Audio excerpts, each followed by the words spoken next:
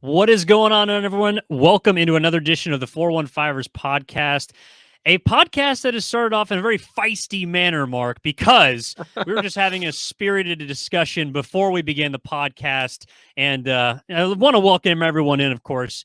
It is conference title championship week. The 49ers and the Eagles playing on Sunday at noon for a chance and a trip to go to the Super Bowl. Mark, how are you feeling? I'm doing well, Evan. I'm getting amped up for this game. There's a few weekends better for football fans than championship game weekend, conference championship weekend. This is really fun. It is only one day of action, but it is a great day of action on Sunday. Starts at noon if you're out here on the West Coast with Niners at Eagles. And then after that, a rematch of last year's AFC championship game, Bengals at the Chiefs. Both these games should be an awful lot of fun, Evan. I'm looking forward to that. How are you doing? I'm doing good. Now, I didn't mean to plan on wearing blue for those watching on YouTube, but I feel it's kind of appropriate because blue would be right in the middle of red and green. And that's kind of the way I feel about this game heading in, Mark, is that it feels very even to me. And one of the reasons being is because of the result of the 49ers game on Sunday. Now, a lot of people compared to maybe watching the Eagles absolutely lambaste the New York Giants at Lincoln Field earlier that weekend might say, well, why would you feel so good about it? But this is where I want to start, Mark. I want to start with the question if the Dallas victory makes you feel more or less confident heading into Philadelphia if you're the 49ers. I kind of tipped my hand a little bit, but I'll give you first serve. How did you feel after watching the Niners beat the Dallas Cowboys 19-12 at home? Well, I think on the surface, you always want your team to play, their best game. So that out of the way, obviously the Niners didn't play as good as they possibly could have. They didn't play as well as they did against Seattle, specifically on on the offensive side of the ball. They've had better games this season.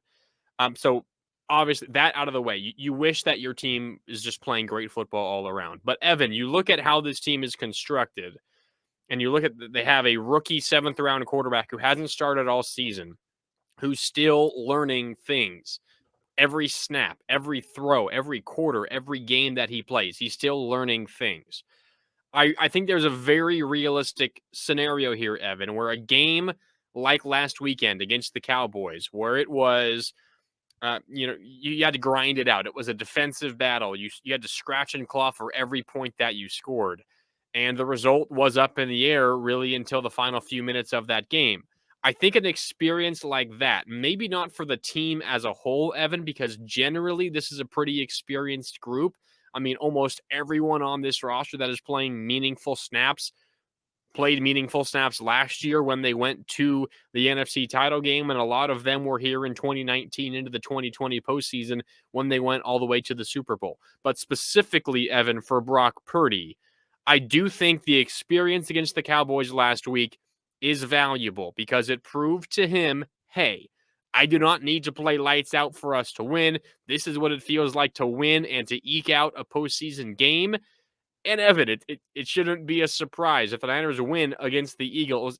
It will not be a blowout. It will be a similar feeling, as this Cowboys game. If the Niners are to come out victorious, it'll probably be close, coming down to the last few minutes. It will require a score in the last minute by the Niners or a last minute stop by the Niners defense. So I think that experience for Brock Purdy is meaningful. For the team as a whole, I don't know, because they've been there, done that but for Purdy specifically, and the quarterback is the most important player on the field in the National Football League, I think it's a meaningful experience. So perhaps it gives Brock Purdy a little bit of confidence heading in to what should be another competitive game. Yeah, I'm with you. And look, if fans want to say that they should have beaten Dallas more handedly, they should have been able to run the ball more effectively. The outside receivers didn't really get going. George Kittle was really the main source of offense through the air for the 49ers. And, clearly because Brock Purdy's been on such a tear, it did not look as dominating as the rest of the games that he's played in. I hear that, but I feel like you should be confident after that win because I think we can put to bed, Mark, the strength of schedule game for the 49ers entering Philadelphia because I think everyone feels comfortable saying that the final four are the four best teams left in the NFL on both sides of the bracket. So that means that whether you're tested or not, it doesn't matter. You are the number one or number two team in your conference. And the 49ers have finally shown, maybe to some, that they can beat a quality top three, top four in their conference opponent, which they did against Dallas. And what was the one thing this entire week kind of leading up to it, a matter of discussion, was how are the quarterbacks going to play? Brock Purdy was a rookie. That was the biggest moment of his life. And this next weekend will be the next biggest moment of his life.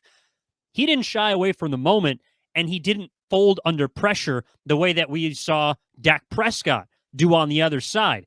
Dak Prescott played more like a rookie in that game than Brock Purdy did, and that unfortunately has followed Dak for the majority of his playoff career. Brock Purdy's got as many wins as Dak Prescott does after 2 games in his postseason career. So I feel like having overcome the Dallas Cowboys, both as far as taking care of business on defense, but then also offensively, I kind of mentioned it last week, Marc, but I feel like Dallas, in many ways, is somewhat of a lighter version of Philadelphia defensively. That D-line perhaps is a bit better against the run than what Philly has been, but at full strength, this Eagles team has sacked more quarterbacks than all but 2 teams in the history of the NFL. They have 4 different guys with 10 or more sacks. They also have 2 elite corners and a great secondary and a linebacking core that maybe is probably second behind the 49ers. So if you're asking me why I feel confident about that win against Dallas, it's because the 49ers had not seen a team similar to what Philly had offered, and they finally got it in Dallas, and they showed us, as well as themselves, that they could handle business in a tight spot. Even if it's at home and now they have to go on the road, I feel like they should feel confident walking out of that game because they overcame and they hurdled an obstacle they hadn't faced yet. Yeah, I think the other side of this as well, Evan, is Philadelphia. There's 2 sides to this. Obviously, it's how are the Niners feeling, and then it's how are the Eagles feeling. Obviously, the Eagles are extremely confident. I mean, they come out and they just absolutely dominate the New York Giants, a team that beat the Minnesota Vikings, who won a ton of games in the regular season, but as we've talked about at length, maybe weren't quite as good as their record shows, but still dominant, really good win for the Eagles over the New York Giants. 38-7 was the final score. But you think back to how their regular season ended, Evan. Remember, week 15, just before the week before Christmas, narrow win in Chicago. Jalen Hurts hurts his shoulder, and he misses the game on Christmas Eve at Dallas, a loss for the Dallas Cowboys. Then on New Year's Day at home against New Orleans, he misses that game as well, and they lose. He comes back week 18 needing to win to guarantee the 1 seed and a bye through into the divisional round of the postseason.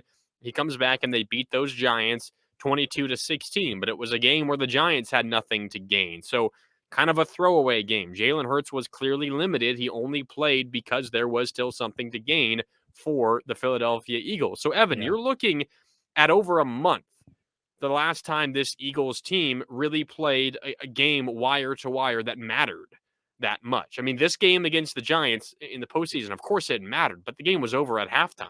This is also a situation where not only are the Niners perhaps feeling a little bit more confident because they came out on the right end of a close competitive game against a really good team, Evan, but Philadelphia on the flip side hasn't been in that situation in a while. I'm not saying that they can't turn it on. I mean, they're a really, really good football team, and there's a reason why they were the 1 seed in the NFC. I'm not saying that they're not ready or prepared, but there is also something of having done it more recently, of coming out through the fire of a tough competitive game and working hard for that victory in the last minutes, in the final quarter of a game. And simply put, Evan, the Eagles haven't quite done that in a long time. Again, it's been over a month. We talk a lot about rest or rust for teams that are coming off of buys in the postseason. I'm not quite sure. I'm not so sure that argument necessarily works here, but I think there is something to the fact, Evan, that the Eagles haven't been in those clutch moments, those crunch time minutes in a really long time, and the Niners have. Yeah, I hear what you're saying. For me, and I feel like for most Eagles fans, the reason why they would feel confident is simply because Jalen Hurts looked as close to 100% as we've seen in over a Yeah, month. I mean, he and was that good. is at the end of the day what their season in many ways relies on because they have everything else. And I do feel very confident in saying that these two teams, Philadelphia and San Francisco, have the two best rosters in football. But of course, if you take away, sounds weird to say at this point, or would have sounded weird to say a month ago, but if you take away Brock Purdy, the 49ers might be done. Well, I think we saw down the stretch that Philadelphia with Gardner Minshew as opposed to Jalen Hurts is a completely different football team. And I'm still a little hesitant to call Jalen Hurts 100% because I believe he said after the game that 45-yard pass on the first drive to Devontae Smith was the first time he had attempted a pass that long the entire week. So clearly he was saving himself for the game and may have not even have known if he could make that throw before attempting it, just because he didn't want to test that shoulder and potentially do more damage to it. So I do not believe that Jalen Hurts will be 100% on Sunday. But if you're telling me that he's not at 100% and they can still absolutely roll the Giants, which they Yeah. did with ease, that's something scary to take a look at. The other part of it too, Marc, is I do wonder a bit how much there is we'll call it a Seattle Seahawks factor with the Eagles and the Giants matchup, having played now 3 times this year. Philadelphia, I know, played them closely in one of those games, but they beat them 3 times. They're very familiar with them, similar to how San Francisco absolutely dumped on them in week 2, did Seattle, and then week 15 was a bit closer and then blew them out in the first round of the playoffs. So the familiarity actually helped the two teams that had taken care of business the first 2 times as opposed to the opposite. So I'm really not sure what to expect from Philadelphia, but the most important part of each game is that both teams, despite San Francisco having played the more physical contest, they were as close to being 100% healthy as possible. I know they had, a minor mix-up during the game. Guys were able to come back in. Christian McCaffrey's calf is something we'll certainly monitor and get you updated on across this week. But both teams seem to be as healthy as they've been, prior to, I guess, the Jalen Hurts shoulder injury. Yeah, and I mean the Jalen Hurts' shoulder is something that I wouldn't be surprised if in the offseason he has like an exploratory surgery to make sure or to clean something up. Like I would not be surprised if that's something that does happen. It's clearly good enough for him to play on right now and he's still effective. I'm with you. He looked visibly better than he did week 18. And in part of that maybe was just because in week 18, the Eagles were doing the absolute bare minimum. They wanted to make sure that they won the game, but they did not want to risk anything there. So perhaps it was more game plan related than Jalen Hurts, shoulder health related in week 18. But he was certainly willing to do more in the postseason game. And of course, why wouldn't you? It means more, it matters more. It's win or go home in the playoffs. So he certainly looked good enough to where you still have to respect his legs and his arm. And I mean, it's a shoulder injury. It's not going to affect his ability to run and his speed. Maybe it affects some decision making, Evan, and maybe he's making a few more business decisions because he's a little bit wary of taking a hit on that shoulder. Who knows? I mean, he got injured when he was running the ball and he was tackled, and all the weight of him and the defender tackling him landed on his right throwing shoulder. So it's certainly something. He takes a bad hit, he falls on it. It could, make things worse. So maybe it affects decision making for Jalen Hurts. Maybe he's a little less willing to run it between the tackles. Maybe he's being a little bit more careful. Any little bit helps the 49ers there, but it's something that you've talked about all season long here on the 415ers, Evan. And I know we'll dig into this a lot more on our Friday episode as we get fully ready for this matchup. But the Niners have struggled against mobile quarterbacks, dual threat quarterbacks. So that is going to be an area that is going to matter big time in this game. Do they have a spy set for Jalen Hurts? Because they've been unwilling to do that for dual threat quarterbacks in the past. How are they going to make sure that Jalen Hurts isn't converting big third downs with his legs like he's done all season long? He's going to run the ball, 6, 7, 8, 9 times? I think he ran it 9 times against the Giants in the divisional round. If he's in a fight for his life, he might try to take it into his hands more and run a double-digit times. We will see, but that's certainly an area where we will keep an eye on. And if there's still any doubt in the back of his mind about his shoulder, Evan, maybe that does help the 49ers just a little bit here or there. Yeah, I think the season high for him was 17 carries. I'd be surprised to see it get that high, but Yeah.